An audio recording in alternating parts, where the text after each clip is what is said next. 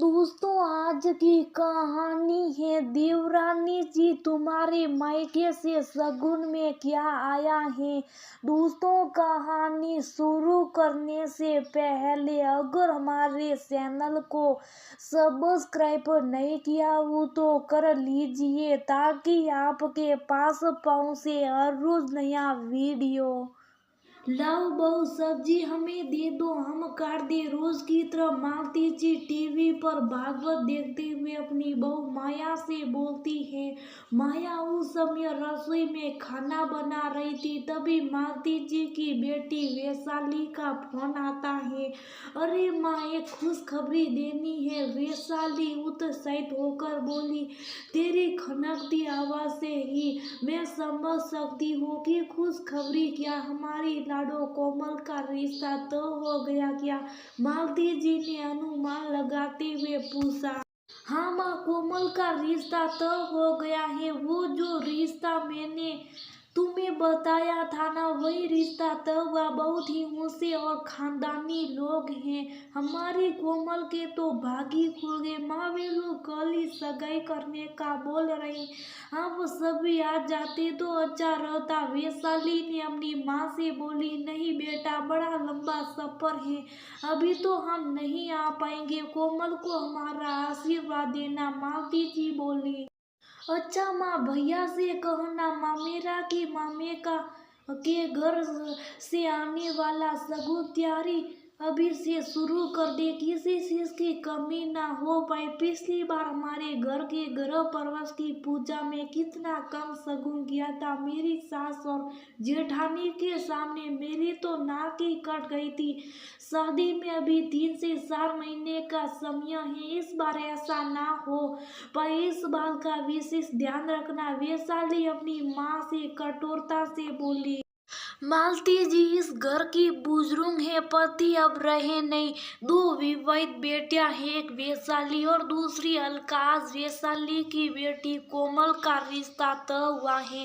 वैशाली एक बड़े घर की बहू है। एक बेटा है मनीष, जो सरकारी दफ्तर में छोटी सी नौकरी करता है। मनीष की भी 2 बेटियां हैं, उनमें से एक की शादी 6 महीने पहले ही हुई है। शाम को मनीष दफ्तर से घर आता है। माँ, जीजाजी का फोन आया था, कोमल का रिश्ता तो हो गया है। माँ को बताता है। हाँ बेटा, वैशाली भी कह रही थी कि इस बार शगुन उनकी हैसियत के अनुसार करी, इस बार उसकी बेइज्जती ना हो पाए। मालती जी ने बताया। मनीष चिंता से अपने कमरे में चला आता है जाता है। माया पानी लेकर आती है। माया, इतनी जल्दी सब कैसे होगा? उसके दिमाग में खर्चों की लिस्ट बनने लगी।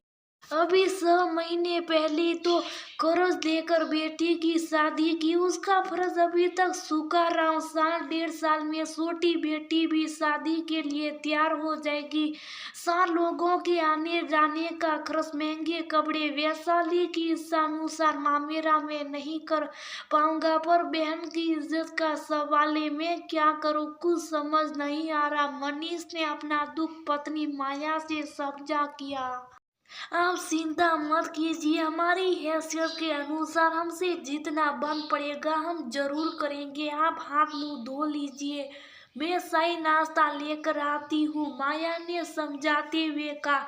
मालती जी ने भी बहू बेटे की सारी बातें सुन ली थी। मनीष चिंता के मारे पूरी रात सो ना सका। सुबह अचानक माया, माया क्या हुआ आपको? माया ने देखा तो मनीष पसीना पसीना हो रहा था। मुझे सीने में दर्द, सांस लेने में तकलीफ हो रही है, मनीष करारते हुए बोला। जा पूजा, जरा सामने वाले अंकल जी को जल्दी बुला ला। माया अपनी छोटी बेटी पूजा से बोली। पड़ोसियों की मदद से मनीष को तुरंत हॉस्पिटल ले जाया गया। डॉक्टर ने मेजर हार्ट अटैक बताया। आईसीयू में जिंदगी और मौत से जूझते अपने बेटे को देख मालती जी बिलख पड़ी। है भगवान, मेरी भी उम्र मेरे बेटे को लग जाएगी। वे बार बार भगवान से मिन्नतें कर रही थी। मन में अजीब सी बेचैनी बढ़ती चली जा रही थी। माया का तो रो रो कर बुरा हाल हो चुका था। मनीष की सर्जरी की जाती है 24 से घंटे बाद। डॉक्टर कहते अब ये खतरे से बाहर है, बस आप सब उन्हें तनाव से दूर रखे और आराम कर दे। माँ भैया अब कैसे? मुझे पूजा ने सब फोन करके बताया। वैशाली अपनी माँ से फोन पर पूछती है। इससे बेहतर है, पर डॉक्टर ने उसे तनाव से दूर रखने की सलाह दी है। देख बेटा, तू तो जानती है तेरा भाई एक साधारण सी नौकरी करता है। अभी तो तुम्हारी बड़ी बेटी की शादी है, फिर साल भर के अंदर बेटे की भी होगी, फिर अलका के भी 2 बच्चे। सबको एक जैसा ही शगुन करना पड़ेगा, किसी को कम तो किसी की ज्यादा। ऐसा तो नहीं कर सकते। मनीष को खुद भी एक बेटी और बयानी है। ऐसे तो मेरा बेटा पूरी जिंदगी कर्ज ले लेकर शगुन मामेरा करता रहेगा। मैं अपने बेटे को अब और तनाव में नहीं देख सकती, इसलिए मैंने फैसला किया कि हम लोग शादी में नहीं आएंगे, बस पैसे भेज देंगे। इससे तुमको जो सही लगे कोमल के लिए ले लेना। सबके आने जाने और महंगे कपड़ों जहाँ खर्च बहुत हो जाता है। तुम दोनों बहनें जब भी मायके आती हो, तुम्हारे भाई भाभी हमेशा उचित आदर सत्कार करती है। माया तुम्हारी पसंद के पकवान बनाती है, भाई तुम्हें घुमा फिरा के खरीदी करवा लेता। ये उनका प्यार है, लेकिन समाज को दिखाने के लिए मेरा बेटा बजट से बाहर खर्च करे, ये मैं नहीं होने दूंगी। मालती जी ने साफ साफ शब्दों में कह दिया। माँ मुझे माफ कर दीजिए। शगुन मामेरा मेरे भाई की जिंदगी से ज्यादा नहीं है। मेरे लिए शादी में आप सबकी उपस्थिति जरूरी है। मेरी कोमल को उसके मामा मामी और नानी का आशीर्वाद चाहिए। सही कहा आपने। दिखावे की ये रस्म अदायगी यूं ही चलती रही तो ये प्रथा मायके वालों के लिए बोझ बन जाएगी। वैशाली को समय रहते ये बात समझ आ गई थी और उसने बात को बिगड़ने से बचा लिया।